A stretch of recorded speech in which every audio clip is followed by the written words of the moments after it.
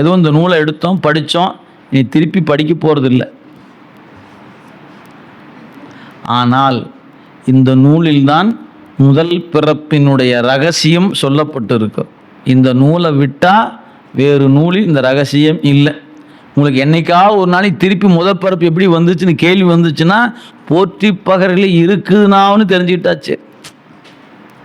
ஏதோ ஒரு பேர் சொன்னாருங்க, அதில் இருக்குதாம, அச்சோ வரமாட்டேங்குதே அப்படின்னு தடி தானே ஒன்றும் பண்ணுறதுக்கு இல்லை. இதுக்குள்ளே இருக்குது. எனவே ஏதோ வந்தோம், வகுப்பில் உட்காந்தோம், கேட்டோம் அப்படி இல்லாமல் ஓய்வாக இருக்கிற நேரம், இல்லைன்னா தூக்கம் வராத அன்னைக்கு இல்லைங்களா? ஏன்னா ஓய்வாக இருக்கிறது நம்ம கொஞ்சம் கடினம்தான், பிஸியாக இருக்கிற ஆட்கள். நம்ம சில நேரம் படுத்தா தூக்கம் வரலன்னு இருக்கிற நேரம் அந்த போற்றி படை கொஞ்சம் எடியாக பார்க்கலான்னீங்கன்னா நல்லா தூக்கமாவது வரும். நான் சொல்லுவது சத்தியமான உண்மை. ஏன், இந்த புத்தகத்தை எடுத்து தலைமையில் வச்சா தூக்கம் வந்துடும். அவ்வளவு மருந்து இந்த மருந்து இல்லைங்களா? கொஞ்சம் 4 வரியை படிச்சிங்கன்னா அட கடவுளே நம்ம அப்படி நிம்மதியாக தூங்கிடலாம். அதுக்காவது பயன்படுத்துங்க இந்த புத்தகத்தை. அதுக்காவது பயன்படுத்தினீங்கன்னா என்ன ஆகும்?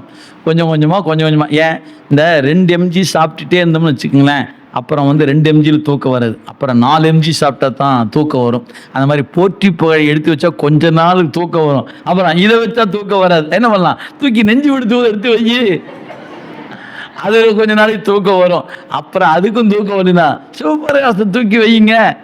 இப்படியே ஒவ்வொரு புத்தகமாக மாறி வச்சோம்னா பிறவியே கடந்து போயிடலாம், நிம்மதியாக தூங்கிட்டு போயிடலாம், மாத்திரையே சாப்பிடாம.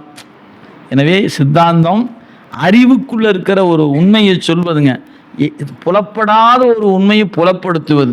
ஏன்னா நம்ம எல்லாமே கண்ணில் பார்த்தா நம்பணுங்கிற இடத்துல நிற்கிறோம். கண்ணுக்கு தெரியாத ஒரு உண்மை நம்புவது கடினமாக இருக்கிறது.